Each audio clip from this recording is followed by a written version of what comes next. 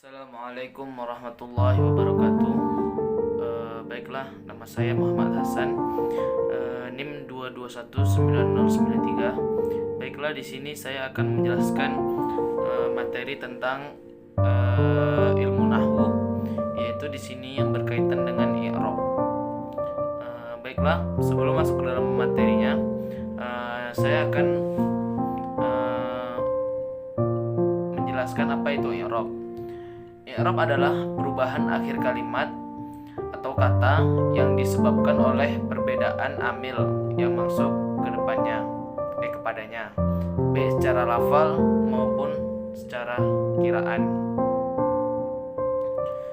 Dalam bahasa Arab, i'rab huwa tagyiru awakhiril kalam bi ikhtilafin aw awamil ada khilah 'alaiha lafzon atau taqdirun. Dari pengertian tersebut dapat kita tangkap bahwasanya inti dari i'rab adalah perubahan akhir kata.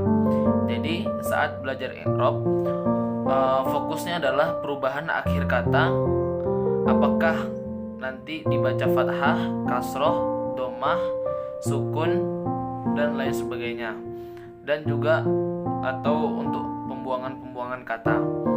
Kebalikan dari i'rab nanti adalah bina, yang artinya harokat huruf akhirnya tetap tidak berubah. Di sini i'rab, pembagian i'rab dalam ilmu nahwu.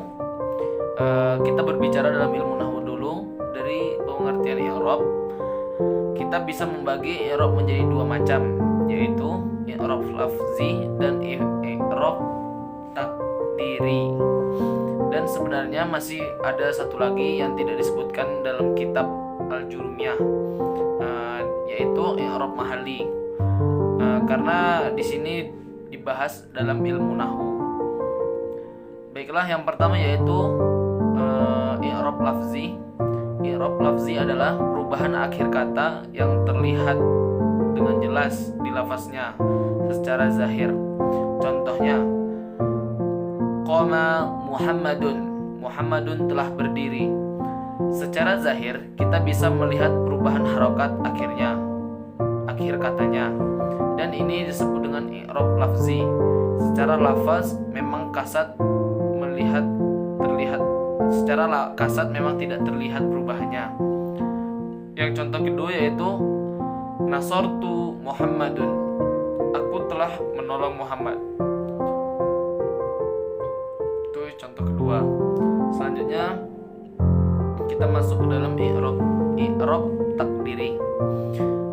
Jenis i'rab yang kedua yaitu i'rab takdiri, atau dikira-kirakan i'rab yang disebut dengan i'rab takdiri.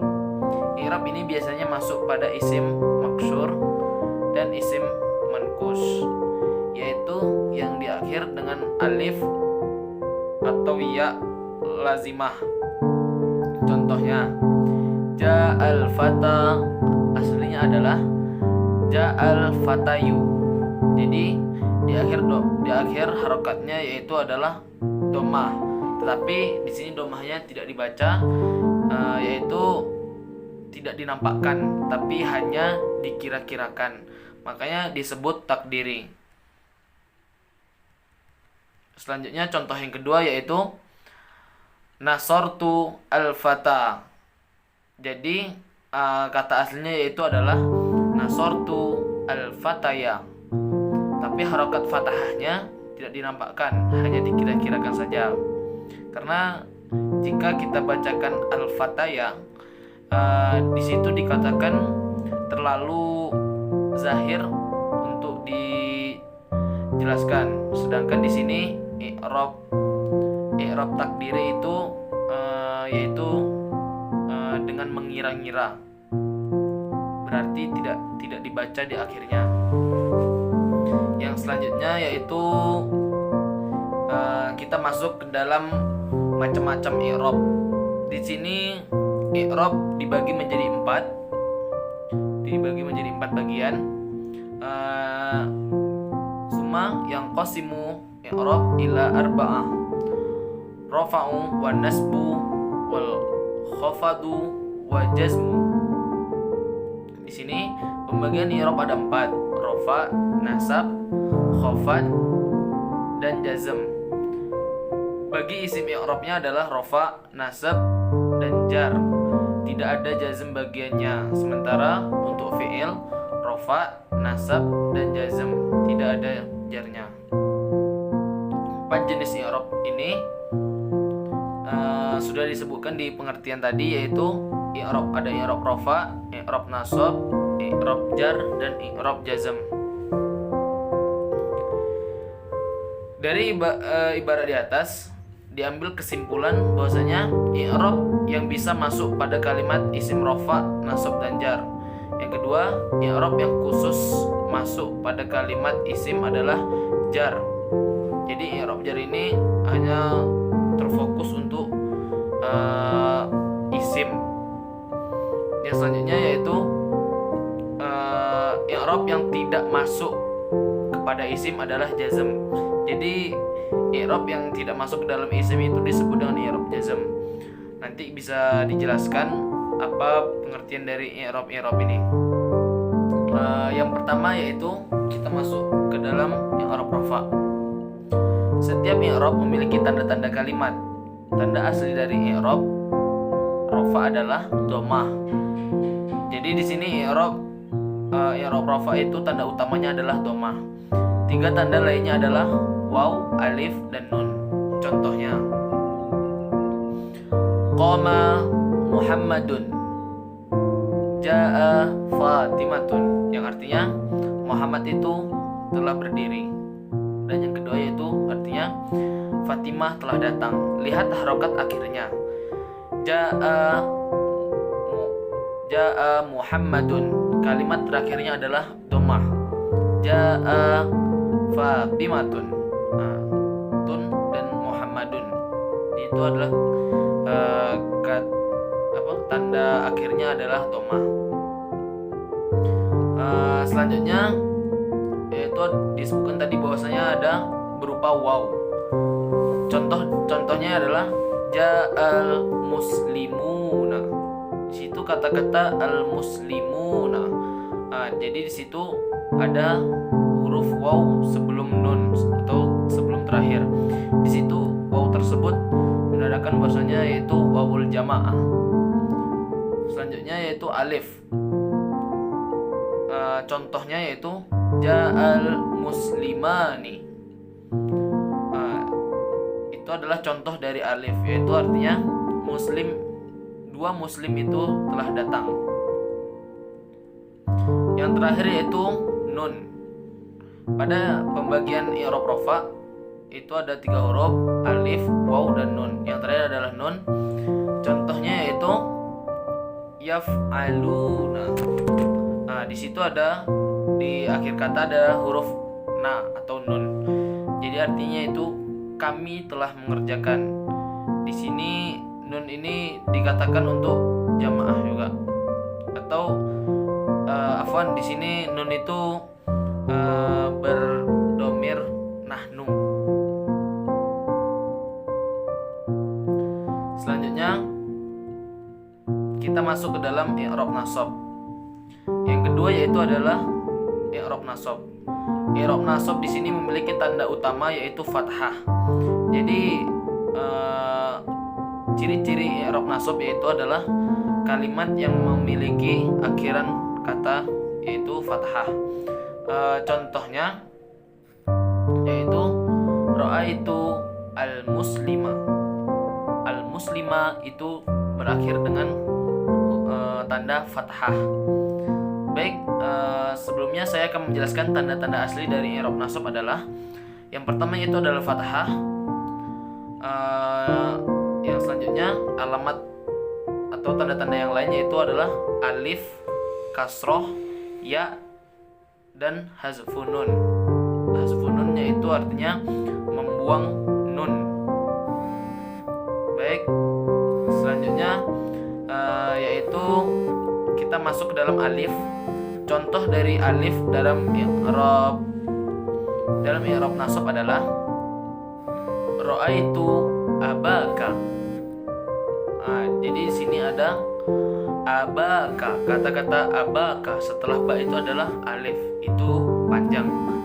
Itu adalah contoh dari i'rab nasab yang bertanda alif. Selanjutnya kasroh. Contoh dari kasroh adalah ra'aitu muslimati. Jadi di kata-kata muslimati, ti itu berharokat kasroh. Itu adalah contoh dari kasroh. Yang selanjutnya yaitu ya. Contohnya ra'aitu muslimaini. Ra'aitu muslimaini.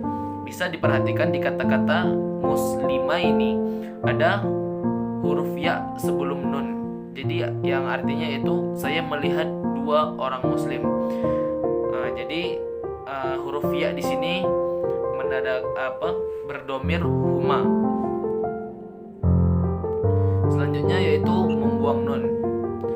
Pada alful khamsah, contohnya di Al-Qur'an an yu'minuna. Maka tidak perlu kita membaca an yu'minuna, tetapi kita membacanya ayyu'minuna, yaitu dikatakan tadi membuang nun. Bukan berarti nun tersebut dibuang, tetapi tidak kita baca. Hanya itu saja. Selanjutnya kita masuk ke i'rab selanjutnya, yaitu adalah i'rab jar. Tanda utama dari i'rab jar adalah kasrah. Sedangkan tanda-tanda lainnya adalah tidak untuk kalimat tanda-tanda lainnya adalah ya dan fathah. Jadi di sini perlu ditegaskan bahwasanya i'rab jar ini khusus hanya untuk kalimat isim. Seperti sudah dijelaskan awal tadi, i'rab jar ini hanya untuk isim, tidak untuk kalimat fi'il. Contohnya, kita masuk langsung ke dalam yang kasroh. Contohnya yaitu marartu birrijali. Jadi di sini yang termasuk dalam huruf jar adalah kata-kata bi. Sebelum kata-kata ar-rijal itu ada huruf ba yang artinya bi. Artinya itu adalah dengan. Jadi huruf ba dan alif itu bisa dikatakan huruf jar. Selanjutnya yang ya, yaitu marartu bi akhika. Kata-kata akhika, di situ di setelah akhika itu ada ya. Ya itu termasuk dalam asmaul khamsah.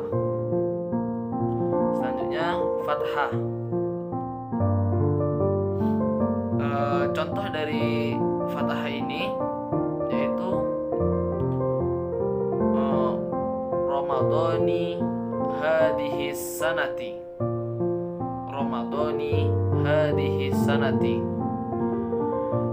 Di situ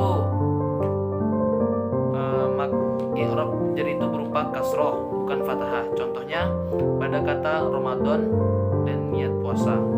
Jadi itu aslinya adalah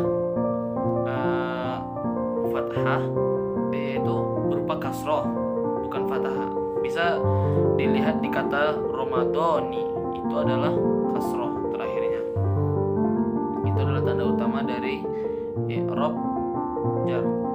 Selanjutnya kita masuk ke dalam i'rab jazm. I'rab jazm ini memiliki dua tanda, yaitu sukun dan hasfun nun.